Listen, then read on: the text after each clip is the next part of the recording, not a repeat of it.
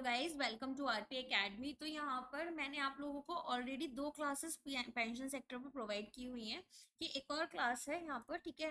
तो इसमें 150 एमसीक्यूज मैं कवर करते हुए चलूंगी, जिसमें मेरी कोशिश रहेगी कि कॉम्प्रिहेंसिवली आपका सारा पार्ट कवर हो जाए। अब तो यहाँ पर स्टार्ट करते हैं। What is the primary purpose of NPS as introduced by government of India. तो पहले क्वेश्चन में आपसे पूछा गया है कि एनपीएस आया ही क्यों। तो बोल रहे हैं short term investment opportunities, health insurance coverage, financial security during old age, या फिर हायर एजुकेशन हमारे सब्सक्राइबर्स को प्रोवाइड करनी थी, फंड करनी थी, या टैक्स सेविंग इंस्ट्रूमेंट था ये केवल। तो ऑफ कोर्स यहाँ पर आपको भी पता है ये आपको फाइनेंशियल सिक्योरिटी प्रोवाइड करने के लिए लेकर आए थे। तो पेंशन कम इन्वेस्टमेंट स्कीम है जिसको गवर्नमेंट ऑफ इंडिया ने यहाँ पर लॉन्च किया है ताकि फाइनेंशियल सिक्योरिटी ओल्ड एज के समय में मिल पाए। अब पूछ रहे हैं कि कौन सा स्टेटमेंट है जो एक्यूरेटली डिस्क्राइब कर रहा है रिटर्न स्ट्रक्चर ऑफ एनपीएस, कि एनपीएस में हमें रिटर्न्स कैसे मिल रहे हैं। तो पहला बोल रहे हैं कि गारंटीड है स्कीम गवर्नमेंट ऑफ इंडिया के थ्रू। दूसरा बोल रहे हैं कि फिक्स्ड है प्री डिटरमिन्ड रेट पर, जैसे 7% 8%। तीसरा बोल रहे हैं परफॉर्मेंस कैसी रहेगी स्टॉक मार्केट की, उसके ऊपर डिपेंडेंट है। चौथा बोल रहे हैं यहाँ पर मार्केट लिंक्ड होगा और फ्लक्चुएट करेगा बेस्ड ऑन मार्केट परफॉर्मेंस। पांचवा बोल रहे हैं रिटर्न्स जो है वो prevailing saving bank interest rate के अकॉर्डिंग हम कैलकुलेट करेंगे। तो अब आपको बताना है इसका आंसर क्या रहेगा। तो यहाँ पर हमारे पास इसका आंसर है मार्केट लिंक्ड। ये फिक्स तो होते नहीं है, यहाँ पर कैसा होगा कि मार्केट कैसा परफॉर्म कर रहा है। और हमारे पास में क्या होता है, हमारे पास एनपीएस में फंड मैनेजर्स होते हैं। अब वो फंड मैनेजर्स क्या करते हैं, अलग अलग यहाँ पर शेयर्स में, है ना, हाइब्रिड फंड्स में, जैसे डेट्स में, इन सब में हमारे पैसे को इन्वेस्ट कर देते हैं और इन्वेस्ट कर कर अकॉर्डिंगली हमें रिटर्न्स मिल रहे होते हैं। बट ये रिटर्न्स डेफिनेटली यहाँ पर फिक्स्ड नहीं रहते। फिर यहाँ पर क्वेश्चन है कि who is the registered owner. अब यहाँ पर अब हमें बताना है रजिस्टर्ड ओनर कौन रहेगा जितने भी एसेट्स हमारे एनपीएस फ्रेमवर्क में आ रहे हैं, और कौन यहाँ पर इसको गवर्न कर रहा है। तो पहला बोल रहे हैं कि पीएफआरडीए ओनर रहेगा और गवर्नर एनपीएसटी रहेगा। दूसरा बोल रहे हैं कि यहाँ पर ओनर जो है वो गवर्नमेंट ऑफ इंडिया रहेंगे और ओनर एंड गवर्नर पीएफआरडीए रहेगा। तीसरा बोल रहे हैं ओनर आपका एनपीएसटी रहेगा और गवर्नर आपके पीएफआरडीए रहेंगे। चौथा बोल रहे हैं ओनर सब्सक्राइबर्स और गवर्नर आपके एनपीएससी रहेंगे। पांचवा ओनर पेंशन फंड्स और गवर्नर मिनिस्ट्री ऑफ फाइनेंस रहेंगे। तो हमें बताना है कि इसका आंसर क्या रहेगा। तो यहाँ पर नेशनल पेंशन सिस्टम जो है इसको पीएफआरडीए गवर्न कर रहे हैं, और नेशनल पेंशन सिस्टम ट्रस्ट जो है वो रजिस्टर्ड ओनर रहेगा आपके सभी एनपीएस फ्रेमवर्क में, ठीक है, जितने भी आपके एसेट्स हैं। नेक्स्ट आ जाते हैं, एनपीएस के अंडर सब्सक्राइबर फंड्स जो हैं उनको हम एक डाइवर्सिफाइड पोर्टफोलियो में इन्वेस्ट करते हैं। तो आपसे पूछ रहे हैं कि कौन सा लिस्टेड नहीं है as the primary asset class हो। पहला है गवर्नमेंट बॉन्ड्स, दूसरा है इक्विटी जिससे हम शेयर्स भी बोलते हैं, तीसरा रियल एस्टेट, चौथा है कॉर्पोरेट डिवेंचर्स और पांचवा है ट्रेजरी बिल्स। तो आपको बताना है प्राइमरी एसेट क्लास हमारे एनपीएस के लिए कौन सी नहीं रहेगी, और ये आपको समझ में आ जाएगा अगर आप थोड़ा सा भी यहाँ पर फाइनेंस को अच्छे से समझते हो। तो यहाँ पर इसका आंसर आपका सी रहेगा। हम क्या कर रहे हैं, हम यहाँ पर अलग अलग एसेट क्लास लेकर चलेंगे, जैसे गवर्नमेंट बॉन्ड्स, ट्रेजरी बिल्स जहां पर हमारे पास कम रिस्क है, कॉर्पोरेट डिबेंचर्स अगेन हमारे जो डेट इंस्ट्रूमेंट्स होते हैं यहाँ भी रिस्क कम होता है, इक्विटीज जो कि हमारे शेयर्स हैं और अदर इंस्ट्रूमेंट्स में। लेकिन जो रियल एस्टेट है ये प्राइमरी एसेट क्लास नहीं रहती है। How are investment returns for an NPS subscriber calculated. अगर हमें इन्वेस्टमेंट रिटर्न्स कैलकुलेट करने हैं किसी भी एनपीएस सब्सक्राइबर के लिए तो वो हम कैसे कैलकुलेट करेंगे, ये आपसे पूछा जा रहा है। फिक्स्ड इंटरेस्ट रेट जो है हमारा डिक्लेयर किया गया है एनुअली, उसके अकॉर्डिंग डेली चेंजेस कितने हो रहे हैं net asset value of the fund में, एवरेज परफॉर्मेंस हमारे सभी पेंशन फंड्स की कैसी है, परफॉर्मेंस प्रॉफिट शेयर रेशियो जो हमारा डिटरमिन किया है एम्प्लॉयर ने, या फिर रेपो रेट्स जो आरबीआई सेट कर रहा है, कैसे हम इन्वेस्टमेंट रिटर्न्स हमारे एनपीएस सब्सक्राइबर के लिए कैलकुलेट कर रहे हैं। तो यहाँ पर इसका आंसर क्या होगा, बी होगा। हम यहाँ पर देखेंगे कि एवरेज हमारी जो डेली वैल्यू है वो कितनी रहेगी, ठीक है। तो यहाँ पर नेट एसेट वैल्यू चेक की जाती है जिसमें कि हम प्राइस पर यूनिट देखेंगे फंड का, और क्योंकि एनएवी हमारा डेली चेंज हो रहा है तो वैल्यू जो है इन्वेस्टमेंट की वो भी फ्लक्चुएट करेगी और हमारे रिटर्न से डिटरमिन किए जा सकते हैं। नेक्स्ट क्वेश्चन है, according to the key rules of NPS कौन सा इनमें से परमिटेड है? पहला है कि आप मल्टीपल एनपीएस अकाउंट्स खोल सकते हो अलग अलग इन्वेस्टमेंट्स के लिए। दूसरा, एक जॉइंट एनपीएस अकाउंट आप अपने स्पाउस के साथ खोल सकते हो। तीसरा, आप एक एनपीएस अकाउंट किसी भी इंडिविजुअल के नाम में खोल सकते हो केवल। चौथा है कि आप ट्रांसफर कर दोगे अपने एनपीएस अकाउंट को किसी नॉन इंडिविजुअल एंटिटी में, या फिर आप एक जॉइंट नॉमिनी अपना अपॉइंट कर सकते हो अकाउंट के लिए। तो अब आपको बताना है इसमें से कौन सा इंपॉर्टेंट रूल है और क्या चीज यहाँ पर परमिटेड है। तो इसका आंसर आपका सी हो जाएगा।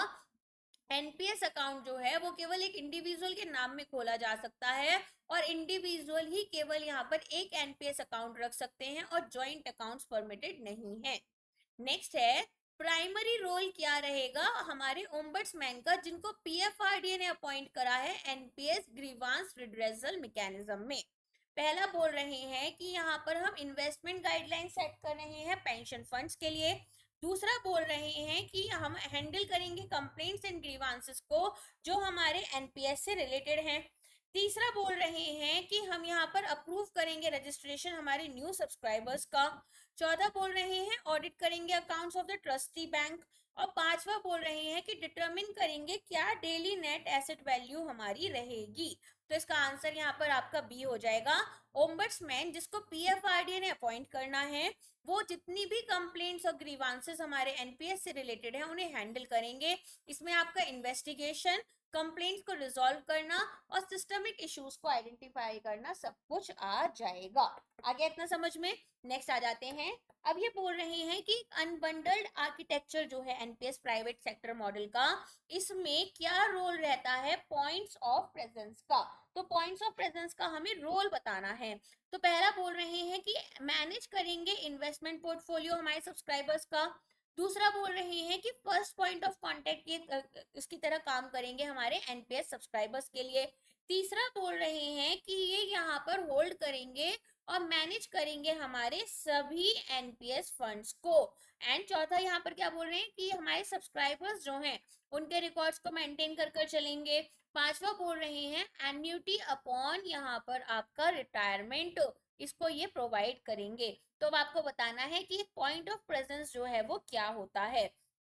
तो आपको यहाँ पर हमारे पास आंसर क्या होगा, बी, कि हमारे पास में प्राइवेट सेक्टर मॉडल में पॉइंट ऑफ प्रेजेंस जो है वो कमर्शियल बैंक्स रहेंगे, जो फर्स्ट पॉइंट ऑफ कांटेक्ट हमारे इंडिविजुअल्स के लिए रहेंगे जो कि सब्सक्राइब करना चाहते हैं एनपीएस फैसिलिटी में। ठीक है, तो आपको यहाँ पर ये याद रखना है कि हमारे पास में जो कमर्शियल बैंक्स हैं वो हमारे एनपीएस के लिए इंपॉर्टेंट रहते हैं। ठीक है, तो नेशनल पेंशन सिस्टम में पॉइंट ऑफ प्रेजेंस क्या है, पीएफआरडीए रजिस्टर्ड एंटिटीज होती हैं जो कि प्राइमरी कस्टमर इंटरफेस की तरह काम करती हैं। हमें यहाँ पर कुछ सर्विसेज प्रोवाइड करते हैं जैसे कि सब्सक्राइबर्स का रजिस्ट्रेशन, इनके कंट्रीब्यूशन को प्रोसेस करना, कोई भी कस्टमर ग्रीवांसेस हैं तो इन्हें ये हैंडल करते हैं। तो ये फर्स्ट पॉइंट ऑफ कांटेक्ट बन जाते हैं। और जो डॉक्यूमेंट्स हमें यहाँ पर सेंट्रल रिकॉर्ड कीपिंग एजेंसी के पास भेजनी है वो भी यहाँ से ट्रांसफर हो रही होती हैं।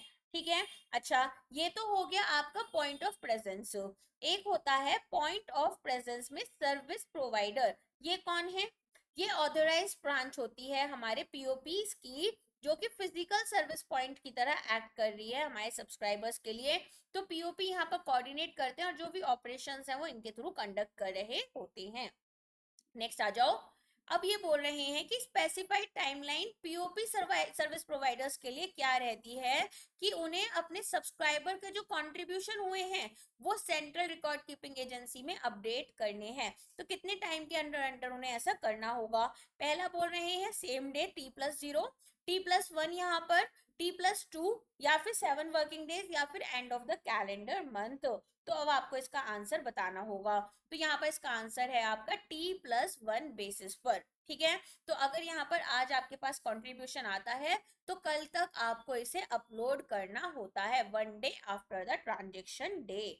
ओके, तो यहाँ पर हमारे फॉर्म्स देखो, पीओपीज हमें किस किस चीज में हेल्प करते हैं, जो हमारे Tier 1 अकाउंट्स हैं। Tier 1 अकाउंट, Tier 2 अकाउंट्स क्या होते हैं मैं ऑलरेडी आपको समझा चुकी हूँ पुराने वीडियोस में, एक बार उसे भी डेफिनेटली देख लेना। तो एक्सेप्टेंस ऑफ फॉर्म्स, वेरिफिकेशन और प्रोसेसिंग हम यहाँ पर देखते हैं। ठीक है, चलो नेक्स्ट आ जाते हैं। अच्छा, अगर मान लो किसी को अपनी पर्सनल डिटेल्स चेंज करनी है तो क्या वो कर सकते हैं? हाँ, डेफिनेटली यहाँ पर कर सकते हैं, ठीक है। What unique identifier is issued by Central Record Keeping Agency upon registering an NPS subscriber? तो जब हम यहाँ पर एक NPS सब्सक्राइबर को रजिस्टर करते हैं तो कौन सा हमें यूनिक आइडेंटिफायर दिया जाता है? ये आपको बहुत आसान है, आपको पता होना चाहिए। तो बताओ इसका आंसर क्या होगा? ऑफ कोर्स इसका आंसर प्राण रहेगा, that is permanent retirement account number, जो कि हम यहाँ पर अपने सब्सक्राइबर्स को देते हैं। अब मान लो एक पर्सन यहाँ पर किसी पर्टिकुलर ए कंपनी में जॉब करते थे और अब उन्होंने बी में स्विच कर लिया, तो फिर उनका ये जो नंबर है ये चेंज होगा या सेम रहेगा? तो इनका प्राण जो है वो सेम ही रहेगा, ठीक है। Which of the following is not a function of CRA under NPS? अब आपको बताना है कि ये जो सेंट्रल रिकॉर्ड कीपिंग एजेंसी है ये क्या नहीं करती। पहला बोल रहे हैं कि मैंडेट करना और अपडेट करना सब्सक्राइबर रिकॉर्ड्स को सिक्योरली। दूसरा बोल रहे हैं इन्वेस्टमेंट्स को मैनेज करना, जैसे भी हमारी पीएफआरडी की गाइडलाइंस है। तीसरा बोल रहे हैं प्रोसेस करेंगे रिक्वेस्ट ताकि चेंजेस अगर सब्सक्राइबर डिटेल्स में होनी है तो वो कर पाए। चौथा बोल रहे हैं जनरेट करेंगे और डिस्पैच करेंगे ट्रांजेक्शन स्टेटमेंट्स को। पांचवा बोल रहे हैं ग्रीवांसेस मैनेज करेंगे सेंट्रल ग्रीवांस मैनेजमेंट सिस्टम के थ्रू। तो अब आपको बताना है इनमें से कौन सा स्टेटमेंट करेक्ट होगा। तो यहाँ पर हम क्या देख रहे हैं, सेंट्रल रिकॉर्ड कीपिंग एजेंसी है तो ऑफ कोर्स हमें सब्सक्राइबर्स के डेटा को तो यहाँ पर सिक्योरली रखना होगा, लेकिन जो इन्वेस्टमेंट्स हैं वो हमारी यहाँ पर ये नहीं देखते। तो कौन देखते हैं? हमारे जो फंड मैनेजर्स होते हैं, ये तो केवल रिकॉर्ड कीपिंग का काम करते हैं, रिक्वेस्ट प्रोसेस करते हैं, ग्रीवांसेस मैनेज करते हैं, ना कि इन्वेस्टमेंट मैनेजमेंट। कौन सा प्रोविजन अवेलेबल है एनपीएस सब्सक्राइबर्स के लिए अगर वो अनसेटिस्फाइड है with the services of their current central record keeping agency? तो यहाँ पर हमारे एनपीएस सब्सक्राइबर को ऐसा लगता है कि जो इनकी सीआरए है वो सही से सर्विसेज नहीं प्रोवाइड कर रही, तो ये क्या कंप्लेंट फाइल करेंगे ट्रस्टी बैंक के साथ में, या दूसरे रजिस्टर्ड सीआरए के पास चले जाएंगे, या अपना अकाउंट बंद कर नया अकाउंट खोलेंगे, या सीआरए से एंटायरली हटा ही जाएंगे, अपने आप को ऑप्ट आउट कर लेंगे, या फिर कोई प्रोविजन नहीं है कि आप सीआरए को सिलेक्ट करने के बाद चेंज कर सकते हो। तो बताओ क्या आंसर होगा? इसका आंसर भी बी है। तो यहाँ पर हम इंटरऑपरेबिलिटी कर सकते हैं, तो सब्सक्राइबर्स को ऑप्शन दिया गया है कि ठीक है ये वाला सीआरए नहीं पसंद, दूसरे के पास चले जाओ जो भी आपको लग रहा है कि अच्छी सर्विसेज प्रोवाइड कर रहा है। नेक्स्ट यहाँ पर पूछा गया है कौन सी एंटिटी है जिसको अपॉइंट किया गया है trustee bank for national pension system? State bank, HDFC, axis, ICICI या फिर तृतीय बैंक एजी? तो यहाँ पर हमें बताना है कि ट्रस्टी बैंक हमारे एनपीएस के लिए कौन रहेगा। तो ये हमारा एक्सिस बैंक है जिसको हमने ट्रस्टी बैंक बनाया है एनपीएस ऑपरेशंस के लिए। अब यहाँ पर आपको ट्रस्टी बैंक के बारे में बताना है कि चलो ठीक है एक्सिस बैंक को आपने ट्रस्टी बैंक तो बना लिया, अब ये जो ट्रस्टी बैंक है ये एनपीएस स्ट्रक्चर में एग्जैक्टली करता क्या है? पहला बोल रहे हैं प्राण इशू कर देता है, दूसरा बोल रहे हैं daily net asset value declare कर रहा है, तीसरा बोल रहे हैं जो पीएफआर हमारे पेंशन फंड्स हैं और एन्युटी प्रोवाइडर्स हैं इनको फंड्स रेमिट करेगा, चौथा बोल रहे कस्टमर सर्विसेज प्रोवाइड कर रहा है सब्सक्राइबर्स को, पांचवा बोल रहे हैं सेविंग्स को मंथली पेंशंस में कन्वर्ट कर रहे हैं। तो अब आप बताओ इसका आंसर क्या होगा? देखो हमारे पास में एक्सिस बैंक जो है वो हमारी टेक्नोलॉजी बेस्ड प्लेटफॉर्म की जितनी भी हमें अगर जैसे फंड ट्रांसफर करना है एनपीएस इंटरमीडियरी से तो इसका काम करेगा, जैसे पेंशन फंड मैनेजर्स मैंने अभी आपको बताया, और जो हमारे एनपीएस इंटरमीडियरीज हैं इनके बीच में, ठीक है। तो यहाँ पर ये रिसीव करता है, वैलिडेट करता है सब्सक्राइबर्स का क्या कंट्रीब्यूशन रहा, इसके अलावा यहाँ पर फंड रिसिप्ट कंफर्मेशन प्रोवाइड करता है, फंड्स को सीआरए के पास में ट्रांसफर करता है, जैसे भी इंस्ट्रक्शंस यहाँ पर आ रहे हैं। ओके, समझ में आ गया इतना? चलो, तो trustee bank designated by PFRD responsible होता है कि होल्ड करे और मैनेज करे एनपीएस फंड्स को, रेमिट करेगा फंड्स को पेंशन फंड मैनेजर्स के पास में इन्वेस्टमेंट के लिए, एन्युटी सर्विस प्रोवाइडर्स को पेंशन पेमेंट्स के लिए। अब आ जाते हैं हम अपने एन्युटी सर्विस प्रोवाइडर्स के पास में। तो ये बोल रहे हैं कि ये एन्युटी सर्विस प्रोवाइडर्स जो हैं ये लाइफ इंश्योरेंस कंपनीज हैं जिनको रेगुलेट किया जा रहा है। तो कौन इन्हें रेगुलेट यहाँ पर करेगा?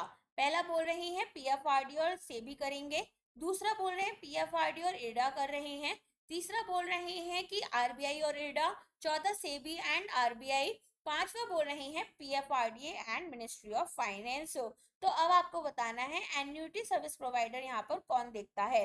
तो ये होते हैं एडा रजिस्टर्ड, ठीक है, याद रखना। तो यहाँ पर एडा रजिस्टर्ड इंश्योरेंस कंपनीज होती हैं जिन्हें हम एन्युटी सर्विस प्रोवाइडर्स बोलते हैं। तो ऑफ कोर्स इन्हें एडा और पीएफआरडी रेगुलेट कर रहे हैं, राइट। तो ये हमें क्या करते हैं, ये यहाँ पर हमारे जो भी अलोकेटेड फंड्स हैं, ठीक है, इनको मैनेज करते हैं। तो जब यहाँ पर सब्सक्राइबर ने एन्युटी स्कीम्स परचेज की तो हमारे अपने रिटायरमेंट या एग्जिट फॉर्म के बाद में तो इनको मैनेज करने का काम इनका रहता है, ठीक है। चलो नेक्स्ट आ जाते हैं। अच्छा, मेन फंक्शंस आपको पता है फिर एन्युटी सर्विस प्रोवाइडर्स के क्या रहेंगे। पहला बोल रहे हैं इन्वेस्टमेंट मैनेज करना एक्यूमुलेशन फेज में। एन्युटी बेसिकली बोलो तो पेंशन पेमेंट्स देनी रिटायरीज को, सेफ गार्ड करनी इनकी सिक्योरिटीज जो एनपीएस के अंडर है, रिकॉर्ड्स यहाँ पर मेंटेन करना या फिर कंट्रीब्यूशन कलेक्ट करना। तो बताओ क्या रहेगा इसका आंसर। देखो इसका आंसर है यहाँ पर कि मैनेज करते हैं रिटायरमेंट सेविंग्स को। जब हम यहाँ पर एग्जिट कर रहे हैं एनपीएस से और अपने कॉर्पस को रेगुलेटरी एन्युटी पेमेंट्स में लेकर आएंगे हमारे रिटायरीज के लिए, ठीक है। तो यहाँ पर हमारे पास में जो भी पेमेंट है पेंशन की वो करेंगे, फंड्स को मैनेज करते हैं जो हमारे एन्युटीज परचेज करने के लिए हमने यूज किया, डेटा मैनेजमेंट करते हैं और ग्रीवांस रिजोल्यूशन कर कर देते हैं। कौन सी एंटिटी रिस्पॉन्सिबल है जो कि हमारी सिक्योरिटीज हमने जो एनपीएस के अंडर होल्ड कर कर रखी हैं उनको सेफ गार्ड करेगी और वैल्यूएशन सर्विसेज प्रोवाइड करेगी ताकि हम एनएवीज को कैलकुलेट करें। पहला बोल रहे हैं ट्रस्टी बैंक, दूसरा बोल रहे हैं सीआरए कस्टोडियन पेंशन फंड या फिर एन्युटी सर्विस प्रोवाइडर। तो बताओ इसका आंसर क्या होगा। ऑफ कोर्स कस्टोडियंस जो होते हैं सिक्योरिटीज के, कौन, कस्टोडियन ऑफ सिक्योरिटीज। अब ये क्या करते हैं, ये यहाँ पर इंश्योर करेंगे कि हमारी जो भी सिक्योरिटीज हैं इनको सेफ गार्ड करें, कोई भी रिकंसिलिंग रिकॉर्ड्स हैं तो उनको मेंटेन करें और हमें वैल्यूएशन सर्विसेज प्रोवाइड करें, जैसे कि अगर मुझे जानना है कि डेली नेट एसेट वैल्यू क्या है तो वो मुझे पता चल पाए, ठीक है। तो ये क्लाइंट के फाइनेंशियल एसेट्स को यहाँ पर मैनेज कर कर चल रहे होते हैं। आगे समझ में। कौन से बैंक को डेजिग्नेट किया गया है as custodian of securities for NPS. तो बताओ कौन सा बैंक है। पहला बोल रहे हैं एक्सिस, दूसरा बोल रहे हैं एसबीआई, तीसरा एचडीएफसी, द्वितीय बैंक या फिर bank of Baroda. Sorry Baroda निकल गया मुंह से, गलती से निकला ये। हाँ तो बताओ इसका आंसर क्या होगा। इसका आंसर यहाँ पर आपका डी रहेगा। द्वितीय बैंक एजी जो है वो डेजिग्नेटेड कस्टोडियन है जो कि रिस्पॉन्सिबल रहेगा।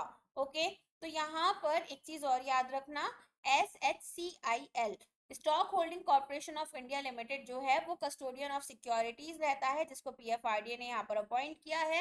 ये हमारी सिक्योरिटीज को डीमैट फॉर्म में होल्ड कर कर रखता है, साथ में यहाँ पर एनपीएस ट्रस्ट के बिहाफ पर ये काम कर रहा होता है, ठीक है। नेक्स्ट आ जाते हैं। एनपीएस स्ट्रक्चर में गवर्नमेंट सेक्टर के what is the equivalent of point of presence that are found in the private sector। तो यहाँ पर अब आपको बताना है कि जो पॉइंट ऑफ प्रेजेंस हमने देखे थे, अगर गवर्नमेंट सेक्टर में हमारे पास एनपीएस स्ट्रक्चर है तो यहाँ पर कौन होगा, district treasury office, nodal office, principal account office, pay and account office, drawing and disbursing officers कौन रहेंगे। तो यहाँ पर इसका आंसर बी हो जाएगा। हमारे पास में पॉइंट्स ऑफ प्रेजेंस में गवर्नमेंट सब्सक्राइबर्स जो हैं वो नोडल ऑफिसर्स की हायरार्की में आते हैं। तो ये हमारे सब्सक्राइबर और सीआरए के बीच में एक किसकी तरह काम कर रहे हैं, एक इंटरमीडियरी की तरह काम कर रहे हैं। अब सेंट्रल गवर्नमेंट एनपीएस हायरार्की में आपसे पूछे कौन सा ऑफिस रिस्पॉन्सिबल है जो कि कंट्रीब्यूशन अमाउंट को डिपॉजिट करता है इनटू द ट्रस्टी बैंक को। तो देखो एनपीएस में यहाँ पर सेंट्रल गवर्नमेंट वाला जो था ये जनवरी 1 2004 में आया था, जिसमें हमने डिफाइंड कंट्रीब्यूशन की बात की थी। तो यहाँ पर रेगुलेटरी ओवरसाइट, टैक्स बेनिफिट्स, ये सारी चीजें देखी जा रही थी। तो इसी में अब हमारा जो ट्रस्टी बैंक है, ठीक है, उसके पास में जो अमाउंट हमारी कंट्रीब्यूशन हमारा डिपॉजिट किया जाएगा वो कौन सा ऑफिस देखता है। पहला बोल रहे हैं डीडीओ, फिर बोल रहे हैं principal account office, subscriber directly, CRA या फिर पे एंड अकाउंट ऑफिस। तो ये काम हमारा यहाँ पर पे एंड अकाउंट ऑफिस कर रहा होता है। तो यहाँ पर हमारी जो रिक्वेस्ट है वो डीडीओ से सीआरए के पास जाती हैं और जो भी कंट्रीब्यूशन अमाउंट है वो ट्रस्टी बैंक में डिपॉजिट कर दिया जाता है। नेक्स्ट आ जाते हैं, प्रिंसिपल अकाउंट ऑफिस के बारे में बोल रहे हैं कि इनका क्या काम है। तो ये सबसे पहले बोल रहे हैं रजिस्ट्रेशन कलेक्ट कर रहे हैं, रजिस्ट्रेशन फॉर्म हमारे एम्प्लॉइज से, फंड्स को ट्रस्टी बैंक में डिपॉजिट कर रहे हैं, मॉनिटर करेंगे परफॉर्मेंस कैसी है नोडल ऑफिसर्स की, प्रोसेस करेंगे विड्रॉल रिक्वेस्ट को, या फिर ग्रीवांस रेज करेंगे ऑन बिहाफ ऑफ सब्सक्राइबर्स। तो अब आपको इसका आंसर बताना है। देखो यहाँ पर अगर हम देखें, प्रिंसिपल अकाउंट ऑफिस जो है वो एक सुपरवाइजरी रोल प्ले कर रहा है, और ये हमारा परफॉर्मेंस देखता है अदर नोडल ऑफिसेस की DDOs and POs in its hierarchy. ठीक है, समझ में आ गया? तो सुपरवाइजरी रोल है इनका। नेक्स्ट आ जाते हैं स्टेट गवर्नमेंट एनपीएस स्ट्रक्चर में। अभी तक हमने सेंट्रल गवर्नमेंट वाला पढ़ा, कौन सा ऑफिस इक्विवेलेंट रहेगा? सेंट्रल गवर्नमेंट के पे एंड अकाउंट ऑफिस के। तो अब आपको पता होना चाहिए कि सेंट्रल गवर्नमेंट में जो पे एंड अकाउंट ऑफिस है वो क्या काम कर रहा है? वो क्या कर रहा था? डीडीओ से सीआरए के पास में रिक्वेस्ट भेज रहा था, राइट? तो यहाँ पर अब आपसे पूछ रहे हैं कि कौन सा office drawing and disbursing office ये काम करेगा, directorate of treasuries and accounts करेगा, डिस्ट्रिक्ट ट्रेजरी ऑफिस करेगा, स्टेट अकाउंट ऑफिस करेगा, या फिर प्रिंसिपल ट्रेजरी ऑफिस करेगा? तो इसका आंसर क्या होगा आपका? इसका आंसर सी होगा। तो यहाँ पर हमारे जो सेंट्रल गवर्नमेंट है, ठीक है, वो सारे काम हमारे डिस्ट्रिक्ट ट्रेजरी ऑफिस कर रहा है। तो drawing and disbursing officer forward करेंगे फॉर्म्स, रिक्वेस्ट करेंगे डिस्ट्रिक्ट ट्रेजरी ऑफिस के पास में, और डीटीओ हमारा फंक्शनल इक्विवेलेंट हो गया पीएओ के साथ में। नेक्स्ट आ जाओ कि टेक अवे क्या है regarding the roles and functions of nodal offices in the central and state government NPS models.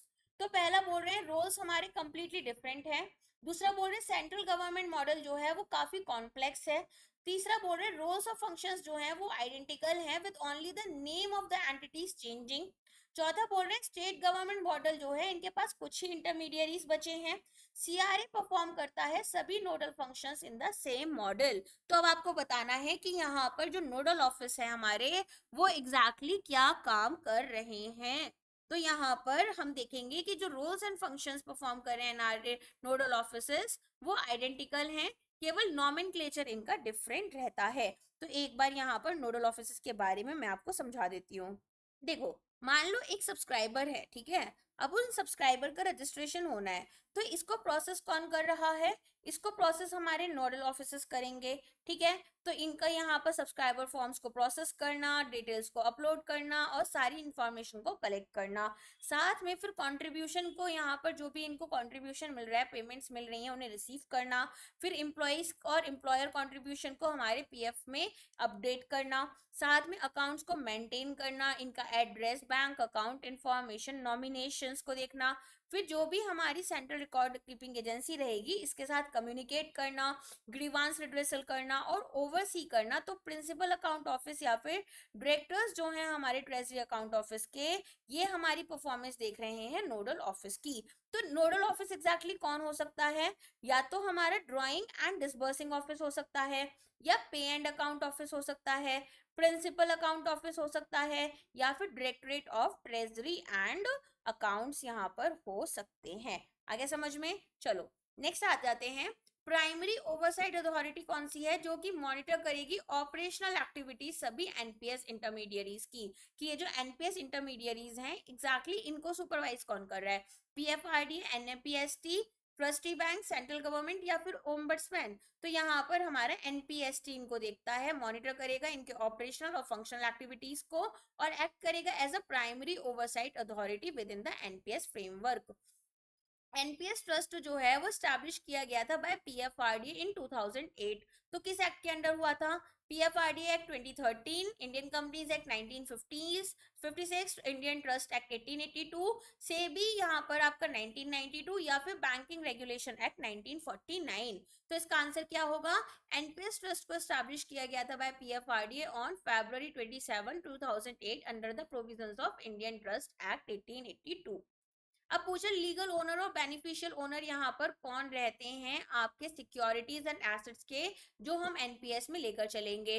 तो पहला बोल रहे लीगल ओनर सब्सक्राइबर है, बेनिफिशियल ओनर एनपीएसटी है। लीगल ओनर पीएफआरडी है, एनपीएसटी है, पेंशन फंड्स हैं, या फिर बेनिफिशियल ओनर एनपीएसटी, सब्सक्राइबर पीएफआरडी। कौन रहेगा ये आपको डायरेक्टली पता होना चाहिए। तो यहाँ पर हमारे पास एनपीएसटी जो है वो रजिस्टर्ड लीगल ओनर है, और अगर हम बात करें इंडिविजुअल एनपीएस सब्सक्राइबर सब्सक्राइबर्स हमारे बेनिफिशियल ओनर्स होते हैं सिक्योरिटीज एसेट्स और फंड्स के।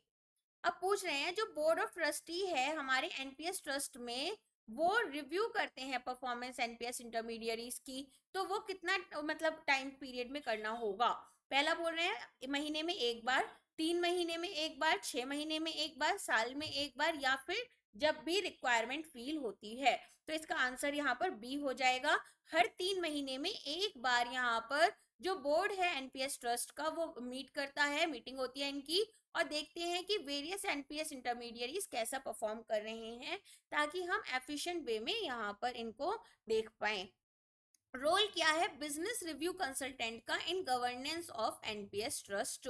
तो पहला बोल रहे हैं डे टू डे एडमिनिस्ट्रेशन देखेंगे ट्रस्ट का, कंडक्ट करेंगे कंप्लायंस ऑडिट्स यहाँ पर इंटरमीडियरीज की, असिस्ट करेंगे बोर्ड को in the performance evaluation of pension funds, handle करेंगे सब्सक्राइबर ग्रीवांसेस, या फिर chairperson of board of trustees की तरह ये एक्ट करेंगे। तो आपको बताना है ये जो बिजनेस रिव्यू कंसल्टेंट्स हैं ये एग्जैक्टली एनपीएस ट्रस्ट के गवर्नेंस में क्या रोल प्ले कर रहे हैं। तो ये क्या करते हैं, ये यहाँ पर असिस्ट करते हैं बोर्ड ऑफ ट्रस्टीज को कि किस तरीके से यहाँ पर पेंशन फंड्स की परफॉर्मेंस को इवैल्यूएट करना है वो देख पाए। ठीक है, अब यहाँ पर नेक्स्ट क्वेश्चन आपका है कि कौन सा ग्रुप का पार्टिसिपेशन है नेशनल पेंशन सिस्टम में जो कि मैंडेटरी रहेगा। तो पहला है सभी इंडियन सिटीजन्स का, दूसरा है जितने भी एम्प्लॉइज हमारे पेंशन सेक्टर में हैं, सेंट्रल गवर्नमेंट एम्प्लॉइज जिन्होंने यहाँ पर ज्वाइन किया था ऑन और after January 1 2004, state government employees West Bengal के, या फिर सभी वर्कर्स हमारे अनऑर्गेनाइज सेक्टर में।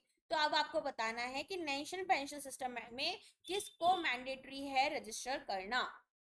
तो यहाँ पर ये किसके लिए रहेगा, सभी सेंट्रल गवर्नमेंट एम्प्लॉइज के लिए जिन्होंने सर्विसेज ज्वाइन की थी जनवरी 1 2004 में या फिर उसके बाद। ठीक है, और यहाँ पर आर्म्ड फोर्सेस को हमने एक एक्सेप्शन दिया है और ये प्राइवेट सेक्टर सिटीजन्स के लिए वॉलेंट्री है। नेक्स्ट आ जाओ, एनपीएस के अंडर हमारा ऑल सिटीजन मॉडल चलता है। तो ये पूछ रहे कौन सा ग्रुप है जो कि एक्सप्लिसिटली यहाँ पर मेंशन नहीं है as not being eligible to participate. तो यहाँ पर कौन नहीं पार्टिसिपेट कर सकता, NRIs, overseas citizens of India, persons of Indian origin, resident Indian citizens, या फिर individuals between age of 18 to 70 years.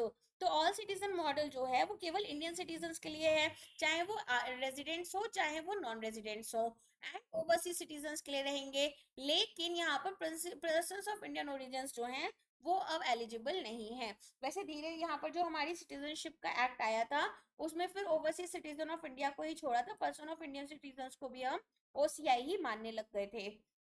What is the minimum annual contribution required to keep an NPS Tier 1 account active? तो अब NPS Tier 1 account के बारे में आपको पता होना चाहिए, अलग अलग अकाउंट्स होते हैं Tier 1 Tier 2, इनके बारे में आपको अच्छे से पता होना चाहिए। तो मिनिमम कितनी कम से कम कंट्रीब्यूशन आपको करनी है ये पूछा गया है, 500, 1000, 1500, 2000, या फिर कोई भी मिनिमम कंट्रीब्यूशन नहीं है। देखो सबसे पहले NPS Tier 1 क्या है, प्राइमरी मैंडेटरी अकाउंट है लॉन्ग टर्म रिटायरमेंट सेविंग्स के लिए। तो यहाँ पर हम लोग इसमें कब तक अपना लॉकिंग करते हैं फंड्स की, जब तक कि हमारी उम्र 60 साल ना हो जाए। ठीक है, ताकि हमें पोस्ट रिटायरमेंट एक पेंशन मिलती रहे। और ये जो इन्वेस्टमेंट होती है ये हमारी equities, corporate debts, government bonds में चली जाती है, जहां पर हमें ऑटो चॉइस याद रखना ये टर्म्स, और active selection of asset allocation मिलता है। ठीक है, तो सब्सक्राइबर्स क्या कर सकते हैं कि लमसम 60% पैसा तो रिटायरमेंट के टाइम पर निकाल लें, और जो बाकी 40% है इससे एक एन्युटी प्लान खरीद लें जहां पर उनको फिर एक मंथली इनकम मिलती रहेगी पेंशन के फॉर्म में। ठीक है, तो यहाँ पर एनपीएस ट्रिगर में हमें क्या करना होता है, ये एक प्राइमरी हमारा मैंडेटरी अकाउंट है, तो यहाँ पर इसको हमें ओपन कराना होता है, और जो भी हमारे इसमें कंट्रीब्यूशन हो रहे हैं वो टैक्स एग्जैम्प्टेड होते हैं। कौन कौन से सेक्शन में, 80C, 80CCD1B, ठीक है, और 80CCD2 के अंडर। एंड इसके अलावा यहाँ पर हमें इन्वेस्टमेंट के भी ऑप्शंस दिए जाते हैं अलग अलग इन्वेस्टमेंट क्लास में, जैसे equities, corporate debt and government bonds. इसके अलावा यहाँ पर पार्शियल विड्रॉल भी हमें अलाउ किया जाता है, जैसे किसी की शादी करनी है या फिर चिल्ड्रन का एजुकेशन है या क्रिटिकल यहाँ पर इलनेस है। इसके अलावा यहाँ पर प्लान आपको दिया जाता है, और ये एक लो कॉस्ट फंड है जहां पर मिनिमम कंट्रीब्यूशन हमें कितनी करनी होती है, 500 रुपीज की। साथ में यहाँ पर मिनिमम एनुअल डिपॉजिट जो होगा हमारा वो कितना रहेगा, मिनिमम एनुअल डिपॉजिट हमारा 1000 रुपीज रहेगा, ताकि हम अकाउंट को यहाँ पर एक्टिव रख सकें। ठीक है, चलो, तो यहाँ पर हमें मिनिमम कंट्रीब्यूशन एनुअल करना है तो 1000 है, और अगर हम मिनिमम कंट्रीब्यूशन करने जा रहे हैं, टीयर 1 अकाउंट खोलने जा रहे हैं, तो फिर 500 रुपीज का कंट्रीब्यूशन करना है। नेक्स्ट आ जाते हैं एनपीएस टीयर 2 अकाउंट्स में। तो अब यहाँ पर आपसे पूछ रहे हैं कि भाई कौन सा स्टेटमेंट करेक्टली हमारे एनपीएस टीयर 2 अकाउंट के बारे में बता रहा है। पहला बोल रहे हैं मैंडेटरी है, तो अभी बताया था कि कौन सा वाला मैंडेटरी होता है, टीयर 1। फिर बोल रहे हैं सेम विड्रॉल रिस्ट्रिक्शन है जैसे टीयर 1 में थे। फिर बोल रहे हैं ऑप्शनल सेविंग अकाउंट है, यहाँ पर कोई भी विड्रॉल रिस्ट्रिक्शन नहीं है, मैंडेटरी लॉक इन पीरियड है 5 साल का, या फिर हायर टैक्स बेनिफिट्स ये हमें दे रहा है। तो बताओ अब यहाँ पर कौन सा स्टेटमेंट आपका करेक्ट रहेगा। सबसे पहले तो ये वॉलेंट्री और फ्लेक्सिबल रहेगा, साथ में यहाँ पर कोई भी लॉक इन पीरियड नहीं है, और विड्रॉल्स भी आप किसी भी टाइम कर सकते हैं। ठीक है, तो ये आपके लिए ऑप्शनल सेविंग और नो विड्रॉल रिस्ट्रिक्शन वाला अकाउंट रहता है। बट इसके अलावा अगर आपको इसे खोलना है तो पहले आपके लिए टीयर 1 अकाउंट है जो आपको खोलना ही होगा, तभी आप टीयर 2 अकाउंट ओपन कर सकते हो। और यहाँ भी आप अपना फंड्स चूज कर सकते हो, जैसे आपको इक्विटी में करना है, गवर्नमेंट सिक्योरिटीज में करना है, कॉर्पोरेट बॉन्ड्स में करना है, और यहाँ पर अलोकेशन लिमिट भी आपकी डिफर करेगी। प्रेफरेंस यहाँ पर आपके ऊपर है कि आप यहाँ पर कौन सी नॉमिनेशन और स्कीम प्रेफरेंसेस रखना चाहते हो। कोई भी एडिशनल आपको यहाँ पर सेंट्रल रिकॉर्ड कीपिंग एजेंसी को चार्जेस नहीं देने होते हैं। ठीक है, चलो अब आ जाते हैं what are the 2 primary investment approaches जो कि अवेलेबल हैं एक एनपीएस सब्सक्राइबर के पास में। तो अभी मैंने आपको बताया था कि हमारे पास 2 चॉइसेस होती हैं, है ना। तो हमारे पास कौन कौन सी थी, एक थी हमारे पास में यहाँ पर एक्टिव चॉइस, और दूसरी कौन सी रहती है हमारे पास में, दूसरी यहाँ पर रहती है पैसिव चॉइस। तो एक्टिव चॉइस में हम क्या देखते हैं कि खुद की एसेट एलोकेशन करें, जैसे मुझे इक्विटीज में कितने परसेंट डालना है पैसा, गवर्नमेंट बॉन्ड्स में कितना डालना है, और कॉर्पोरेट सेक्टर में कितना डालना है कॉर्पोरेट बॉन्ड्स में। या फिर पैसिव चॉइस होती है जिसको हम ऑटो चॉइस भी कहते हैं, यहाँ पर हम एक प्री डिफाइंड पोर्टफोलियो में ही अपनी इन्वेस्टमेंट कर लेते हैं, तो वो ऑटोमेटिकली हमारी एज के साथ में एडजस्ट हो जाती है। ठीक है, ऑटो चॉइस के बारे में मैंने आपको पुरानी वीडियो में बहुत अच्छे से समझाया था कि किस तरीके से ऑटो चॉइस जो है हमारी एनपीएस में वर्क करती है। तो यहाँ पर हमारे पास 3 पार्ट्स होते हैं, एक बार थोड़ा सा बता देती हूँ मैं ऑटो चॉइस में। तो यहाँ पर हमारे पास क्या क्या होता है, हमारे पास रिस्क बेस्ड सब चॉइसेस होती हैं, जैसे एक होती है एग्रेसिव, एक होती है मॉडरेट, और एक होती है कंजर्वेटिव। तो इसमें हम कैसे चलते हैं, एग्रेसिव वाले में LC75, मॉडरेट में LC50, और कंजर्वेटिव में LC25 के साथ में चलते हैं। तो यहाँ पर हमारे पास में क्या देखेंगे कि कितने परसेंट फंड हमारा कहाँ जाएगा। जैसे LC75 जिसमें एग्रेसिव लाइफ साइकिल है, हमारे पास में इक्विटी एलोकेशन जो है वो 75% रहती है जब तक हमारी उम्र 35 साल नहीं हो जाती। फिर LC50 में 50% हमारी इक्विटी में जाती है, फिर 25% ही रह जाएगी। तो ये हमारी कब तक होती है, 50% हमारी होती है अंटिल 35 एज, या फिर यहाँ पर 25 अंटिल 35 एज। नेक्स्ट आ जाते हैं, एक सब्सक्राइबर है जिन्होंने एनपीएस ज्वाइन करा था बिफोर द एज ऑफ 60, और ये अब एक एग्जिट ऑप्शन पर जाना चाहते हैं जहां पर ये 60 इयर्स की एज जब ये अचीव कर लेंगे, तो इनका टोटल कॉर्पस अभी तक 7 लाख का बना है। तो इनको विड्रॉल रूल्स क्या बोल रहे हैं, पहला है कि 100% पैसा अपना जो है उसको लमसम विड्रॉ कर लेंगे, दूसरा है 60% निकाल लेंगे और 40% इनको एन्युटी में लेकर जाना है, तीसरे में बोल रहे 40% लमसम निकाल लेंगे, 60% एन्युटी, चौथा बोल रहे 20% लमसम निकाल लेंगे और 80% एन्युटी प्लान में, और पांचवा बोल रहे हैं 100% कॉर्पस यूज करेंगे एन्युटी के लिए। तो 7 लाख का कॉर्पस है यहाँ पर इनका, तो इन्हें क्या करना है, 60% अपना 7 लाख का ये निकाल सकते हैं, राइट। तो यहाँ पर 4,20,000 रुपीज उन्होंने निकाल लिए। अब बाकी पैसे का क्या करेंगे, बाकी से ये यहाँ पर कोई भी एन्युटी प्लान खरीद लेंगे जो कि किसी भी एडा रजिस्टर्ड कंपनी से हमने खरीदा, और फिर इससे क्या फायदा होगा, इन्हें मंथली इंश्योरेंस जो है, सॉरी मंथली इनको एक पेंशन पेमेंट आती रहेगी जैसे सैलरी आती है। अच्छा, अगर यहाँ पर सुपर एनुएशन एग्जिट हो रही है, तो अगर कॉर्पस आपका 5 लाख से ज्यादा है तो ये वाला रूल लगेगा, ये भी याद रखना। तो इनके पास 7 लाख रुपीस का कॉर्पस था। Under what condition can an NPS subscriber withdraw their entire corpus as a lump sum upon superannuation? जब इनकी उम्र 60 साल से ज्यादा की हो जाती है या 60 साल ये अचीव कर लेते हैं, तो उसके बाद में अगर ये पूरा का पूरा पैसा निकालना चाहते हैं तो कब निकाल सकते हैं? जब इनका कॉर्पस 10 लाख से कम है, 25 साल की सर्विस कंप्लीट हो गई, 5 लाख से कम का कॉर्पस है, ये यहाँ पर एक गवर्नमेंट एम्प्लॉय है, या फिर ये कभी भी अलाउ ही नहीं किया जाता। तो जब आपकी यहाँ पर कॉर्पस 5 लाख रुपीज से कम है, तो आपको बोला जाएगा कि चलो ठीक है, फिर आप 100% पैसा ही अपना विड्रॉ कर सकते हो। What are the tax implication of lump sum withdrawal and annuity received from an NPS Tier 1 account at retirement?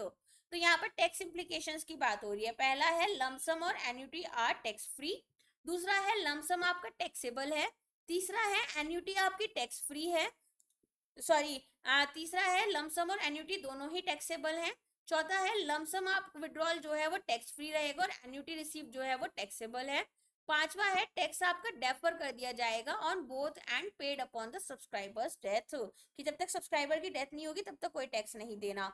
तो बताओ इसमें कौन सा आंसर आपका सही है, जब हम यहाँ पर अपना लमसम अमाउंट भी निकाल रहे हैं और एन्युटी प्लान भी यहाँ पर जो हमारा था उससे पैसा रिसीव कर रहे हैं। तो यहाँ पर लमसम अमाउंट जो हमने विड्रॉ की वो तो रहती है टैक्स फ्री, जबकि जो अमाउंट हमने जिससे एन्युटी परचेज की है वो उस पॉइंट पर जब हमने परचेज की तब नहीं टैक्स लग रहा, लेकिन जो हमें इनकम मिल रही है बाद में वो टैक्सेबल होती है, ठीक है, जो कि हमारी सैलरी की तरह है। नेक्स्ट आ जाते हैं, an NPS subscriber at age 60 chooses to defer their exit, वो अभी एनपीएस से एग्जिट नहीं लेना चाहते, तो क्या क्या ऑप्शंस इनके पास अवेलेबल हैं regarding the lump sum and annuity portions of their corpus? तो अब यहाँ पर आपको बताना है कि यहाँ पर इनके पास क्या क्या ऑप्शंस अवेलेबल हैं। सबसे पहले ये डेफर कर सकते हैं लमसम और annuity for a maximum of 1 year, दूसरा है ये डेफर कर सकते हैं लमसम अंटिल एज ऑफ 70 और एन्युटी 3 साल तक, चौथा है कि एन्युटी परचेज को तो केवल डेफर कर सकते हैं लेकिन लमसम विड्रॉल को नहीं, चौथा है कि यहाँ पर लमसम विड्रॉल को ये 3 साल तक यहाँ पर डेफर कर लेंगे और एन्युटी को जब तक इनकी उम्र 70 साल नहीं हो जाती, पांचवा बोल रहे हैं डेफरमेंट जो है वो केवल लमसम पोर्शन पर ही अलाउड होगा। तो अब आपको बताना है कि इसका आंसर क्या है। देखो यहाँ पर हम देखेंगे कि अपॉन रीचिंग एज 60 हमारे पास ऑप्शन है कि हम अपनी पेमेंट्स को डेफर कर दें, तो हम क्या बोलेंगे कि जो लमसम हमारा पोर्शन है up to 60% of the corpus until the age of 70 with the option कि हम यहाँ पर विड्रॉ करें इसको इंस्टॉलमेंट्स में ड्यूरिंग दैट पीरियड। ऑल्सो हम डेफर कर सकते हैं purchase of the annuity from 40% for a maximum period of 3 years, ठीक है।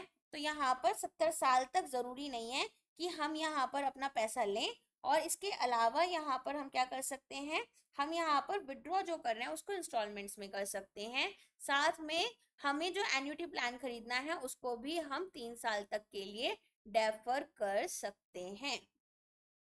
नेक्स्ट आ जाते हैं, what is the maximum number of times a subscriber can make a partial withdrawal from their NPS account? कितनी बार partial withdraw कर सकते हो आप अपने अकाउंट से? once, twice, thrice, 4 times या फिर कोई लिमिट नहीं है। तो इसका आंसर आपका क्या होगा? इसका आंसर है आपका maximum 3 times during their entire subscription tenure. To be eligible for a partial withdrawal from NPS, एक सब्सक्राइबर जो हैं उनको यहाँ पर एक मिनिमम पीरियड के लिए सिस्टम में रहना पड़ेगा, तो यहाँ पर अमाउंट जो विड्रॉ की जा सकती है वो लिमिटेड है टू 25% ऑफ वॉट। पहला बोल रहे हैं मिनिमम पीरियड जो आपको रहना पड़ेगा वो 5 साल है, विड्रॉल आप यहाँ पर टोटल कॉर्पस का कर सकते हो 3 साल, सब्सक्राइबर के खुद के कंट्रीब्यूशन का 10 साल, एम्प्लॉयर के कंट्रीब्यूशन का 3 साल, टोटल कॉर्पस का, और 5 साल सब्सक्राइबर के खुद के कंट्रीब्यूशन का। तो बताओ यहाँ पर आंसर क्या होगा? सीधा सा क्वेश्चन है, यहाँ पर हम अपने पास में 3 साल कंप्लीट करेंगे सबसे पहले, तो तभी पार्शियल विड्रॉ कर सकते हैं, और जो पैसा हमने खुद यहाँ पर कंट्रीब्यूट किया है उसी का 25% विड्रॉ कर सकते हैं। एक सब्सक्राइबर है जिन्होंने एनपीएस ज्वाइन किया 60 साल की उम्र से पहले और अब प्री मैच्योर विड्रॉल चाहते हैं, मिनिमम सब्सक्रिप्शन पीरियड यहाँ पर क्या होगा और कितना कॉर्पस यहाँ पर वो एन्युटी के लिए यूज कर सकते हैं अगर इनका कॉर्पस 2.5 लाख रुपए से ज्यादा का है।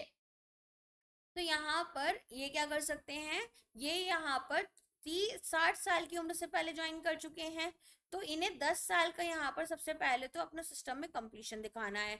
और यहाँ पर 2.5 लाख से ज्यादा का अगर इनका कॉर्पस है तो मिनिमम 80% यहाँ पर ये यूज करेंगे ताकि एन्युटी प्लान परचेज कर लें। अगर किसी की डेथ हो जाती है एनपीएस सब्सक्राइबर की, तो क्या ऑप्शन अवेलेबल है नॉमिनी या लीगल आयर के पास में रिगार्डिंग द एक्यूमुलेटेड कॉर्पस? पहला है कि 80% कॉर्पस को एन्युटी परचेज के लिए यूज कर लें, पूरा ही अमाउंट यहाँ पर एक्यूमुलेटेड कॉर्पस जो है विड्रॉ कर लें, कंटिन्यू करें कंट्रीब्यूट करना इस अकाउंट में, ऑटोमेटिकली ट्रांसफर हो जाएगा ये कॉर्पस आपका गवर्नमेंट के पास में, या विड्रॉ कर सकते हैं 60%। तो यहाँ पर आपके पास ऑप्शन है कि पूरा का पूरा पैसा एक बार में बाहर निकाल लो या फिर एन्युटी प्लान यहाँ पर परचेज कर लो, जैसा भी आप चाहते हो। इनकम टैक्स एक्ट के अंडर एक इंडिविजुअल को एडिशनल टैक्स डिडक्शन मिल रहा है 50,000 रुपीज का अगर वो एनपीएस टीयर 1 अकाउंट में कंट्रीब्यूशन कर रहे हैं, जो हमारी सेक्शन 80C की लिमिट है 1.5 लाख की, उसके ऊपर। ठीक है, तो यहाँ पर पूछा जा रहा है कि ऐसा कौन सा सेक्शन है जो आपको ये करने का अलाउ कर रहा है। तो अब आपको बताना है। सबसे पहले तो यहाँ पर आपके पास में दो ऑप्शंस होने चाहिए जिसमें से आपको कंफ्यूजन हो सकता है। एज मैंने अभी थोड़ी देर पहले ही आपको बताया था कि सेक्शन 80CCD और S1B एंड 80CCD2 इन दोनों के अंडर हमें यहाँ पर टैक्स में एग्जाम्पशन मिलते हैं। तो बताओ क्या आंसर होगा? 80CCD1B, जहां पर 50% का एडिशनल हमें टैक्स एग्जाम्पशन मिल जाता है। तो हमें यहाँ पर 1.5 लाख की एक तो लिमिट पहले से है और 50,000 एक्स्ट्रा मिल रहा है, तो टोटल 2 लाख की लिमिट हो गई। ठीक है, ओवरऑल लिमिट जो है हमारी 1.5 लाख की टैक्स डिडक्शन की अंडर सेक्शन 80CCE, इसमें कंट्रीब्यूशन हमारे कौन कौन से सेक्शंस के आते हैं ये आपसे पूछा जा रहा है। तो ये आपके कौन से हैं? 80C, 80CCC और सब सेक्शन हमारा 80CCD का। तो टोटल ये 1.5 लाख से ज्यादा का नहीं होना चाहिए। ठीक है, 1B वाला जो है वो हमारा एडिशनल बेनिफिट है। एक सैलरीड इंडिविजुअल है एनपीएस के कॉर्पोरेट मॉडल में, टैक्स बेनिफिट अवेलेबल इनको जो है for the employers contribution under section 80CCD क्या रहेंगे? एक डिडक्शन यहाँ पर 10% का सैलरी का, कैप्ड है 1.5 लाख में, फिक्स डिडक्शन होगा 50,000 का, डिडक्शन है 10% ऑफ बेसिक सैलरी और डियरनेस अलाउंसेस का with no monetary limit, deduction up to 14% of salary with no monetary limit. Benefit केवल एम्प्लॉयर्स के लिए है, एम्प्लॉयज के लिए नहीं है। तो बताओ टैक्स बेनिफिट जो हमें यहाँ पर मिल रहे हैं एम्प्लॉयज को, वो अंडर सेक्शन 80CCD2 कितने मिलेंगे? तो ये हमारे पास में कैसे रहेगा? ये हमारे पास रहेगा कि हमें डिडक्शन मिलेगा 10% of salary with no monetary limit. ठीक है, how can an employer claim a tax benefit? Employer की बात हो रही है। For contributions made to an employee's NPC account under the corporate model. तो यहाँ पर इनको अगर क्लेम करना है टैक्स एग्जाम्पशन तो कैसे मिलेगा? पहला बोल रहे हैं सेक्शन 80C के अंडर, दूसरा बोल रहे हैं बिजनेस एक्सपेंस दिखा देंगे ये under section 3614A of the income tax act. Claim कर सकते हैं अंडर सेक्शन 80CCD2। एम्प्लॉयर्स जो हैं इनको टैक्स बेनिफिट्स नहीं मिलते एनपीएस कंट्रीब्यूशन के लिए, और इसको ये कैपिटल एक्सपेंडिचर शो कर देंगे। तो बताओ क्या आंसर होगा? इसका आंसर है बी। 10% एम्प्लॉय की जो सैलरी है बेसिक प्लस डियरनेस, उतना तक इनको यहाँ पर अगर कंट्रीब्यूशन कर रहे हैं तो बिजनेस एक्सपेंस में इसको दिखा देंगे और टैक्स बेनिफिट्स क्लेम कर लेंगे। एनपीएस कॉर्पोरेट मॉडल की बात हो रही है, तो यहाँ पर पेंशन फंड मैनेजर को कौन चूज करता है? एम्प्लॉयर, एम्प्लॉई, दोनों में से कोई भी, सीआरए या फिर पीएफआरडी एलोकेट कर रही है ऑटोमेटिकली। तो इसका आंसर यहाँ पर आपका हो जाएगा कि इसमें आपके पास या तो एम्प्लॉयर या तो एम्प्लॉई जो है वो खुद इसको कर सकते हैं। नेक्स्ट आ जाते हैं, tier 2 tax saver account available है exclusively under the NPS government model. तो इसका की फीचर क्या है? कोई लॉक इन पीरियड नहीं है, एडिशनल टैक्स बेनिफिट्स मिल रहे हैं, कंट्रीब्यूशन 3 साल के लिए आपका लॉक इन हो जा रहा है और टैक्स बेनिफिट्स मिलते हैं। सब्सक्राइबर्स यहाँ पर aggressive life cycle fund choose कर सकते हैं। गवर्नमेंट 20% एम्प्लॉय की सैलरी को इस अकाउंट में कंट्रीब्यूट करती है। तो क्या होगा?